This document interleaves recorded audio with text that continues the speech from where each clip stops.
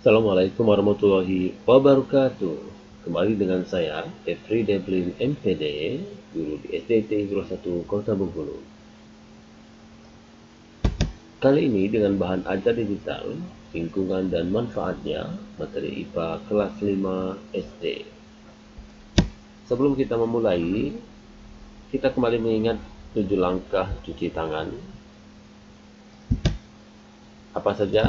Kita lihat di sini ya. Yang pertama, mengusap kedua telapak tangan kita secara merata, mengusap kedua punggung tangan secara merata, bersihkan selah-selah jari, kemudian gosok kedua punggung jari bergantian, bersihkan kedua ujung-ujung jari secara bergantian, bersihkan kedua ibu jari secara bergantian, dan yang terakhir bersihkan kedua pergelangan tangan secara bergantian.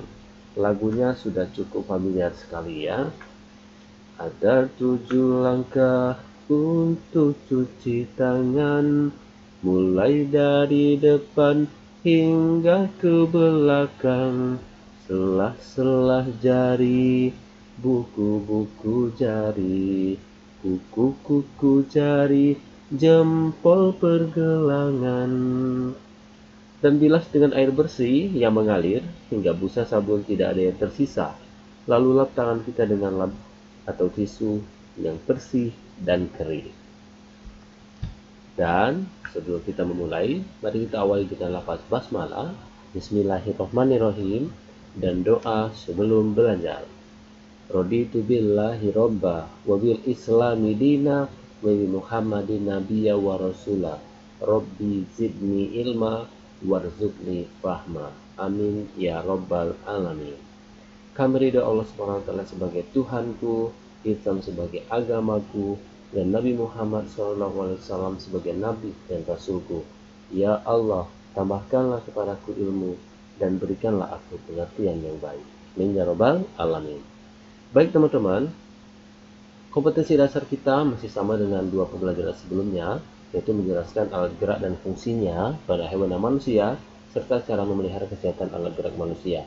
Indikatornya adalah mengetahui fungsi alat gerak pada hewan dan manusia, menunjukkan cara merawat alat gerak. Dan tujuan pembelajaran kita kali ini adalah mengetahui cara memelihara kesehatan alat gerak manusia, penyakit atau kelainan pada alat gerak manusia, dan kelainan otot pada manusia. Nah, kita langsung masuk yang pertama, yaitu cara memelihara kesehatan alat gerak. Apa saja? Hampir setiap aktivitas kita menggunakan alat gerak berupa tulang dan otot. Berjalan, berlari, menulis, bahkan saat duduk pun kita menggunakan tulang dan otot. Oleh karena itu, kita perlu menjaga kesehatan tulang dan otot. Jika kita tidak memeliharanya, aktivitas sehari-hari akan terganggu. Nah, bagaimana cara memelihara kesehatan alat gerak? Yang pertama, makan makanan yang bergizi. Kemudian, coba sekarang sedang duduk. Posisi duduk tegak dan saat berdiri ya. Posisi tubuh tegak saat berdiri. Berdiri tegak maksudnya ya. Kemudian, tidak lupa juga adalah olahraga secara teratur. Nah, sekarang kita memasuki yang kedua. Apa saja penyakit atau kelainan pada alat gerak manusia? Yang pertama itu adalah retak dan patah tulang. Ada juga yang disebut dengan skoliosis atau lordosis dan kifosis.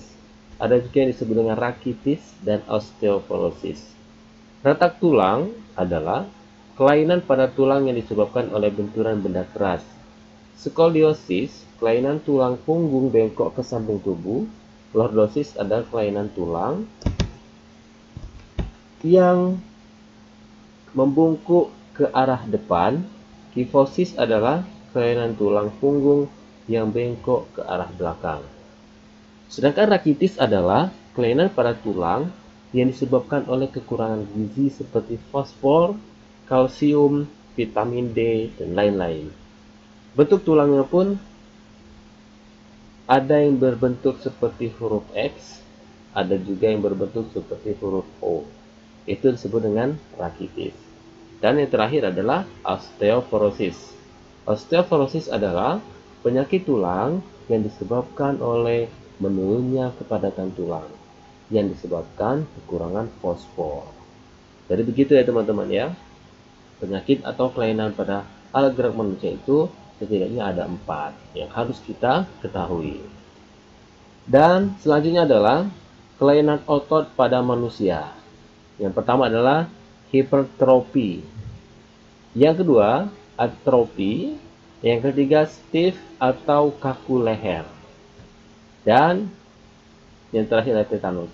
Apa itu hipertrofi? Yaitu pembesaran otot karena bekerja terus-menerus. Itu sebuah kelainan pada otot ya, teman-teman ya. Kemudian, atrofi apa? Kelainan otot yang mengecil, lemah, dan bahkan menurunnya fungsi otot itu sendiri. Dan stiff atau kaku leher itu analah sakit pada otot leher yang disebabkan cedera otot atau infeksi meningitis, kelainan anatomi tulang. Dan yang terakhir adalah tetanus, disebut juga kejang atau kaku otot yang disebabkan oleh infeksi bakteri Clostridium tetani. Baik, ini adalah penghujung materi kita. Dan teman-teman, ini adalah tugas dan latihan. Kerjakan ayo berlatih pada buku pena halaman 55, nomor 1 sampai 4, kerjakan di buku tulis ya. Kemudian kerjakan ayo berlatih pada buku pena halaman 66, nomor 1 sampai 3, cukup isi bagan di dalam buku tersebut. Dan demikianlah materi IPA hari ini, semoga bermanfaat dan menambah pengetahuan dan kedekatan kita kepada Allah Subhanahu wa taala. Alhamdulillah pembelajaran organ gerak hewan dan manusia sudah usai. Mari kita banyak bersyukur kepada Allah karena kita telah diberi nikmat yang banyak. Salah satunya adalah alat gerak yang super keren. Semoga menambah kedekatan kita kepada Allah Subhanahu wa taala. Amin ya rabbal alamin. Alhamdulillahirabbil alamin. Subhanakallahumma wa bihamdika asyhadu an la ilaha illa anta astaghfiruka wa atubu ilaik. Assalamualaikum warahmatullahi wabarakatuh. Terima kasih.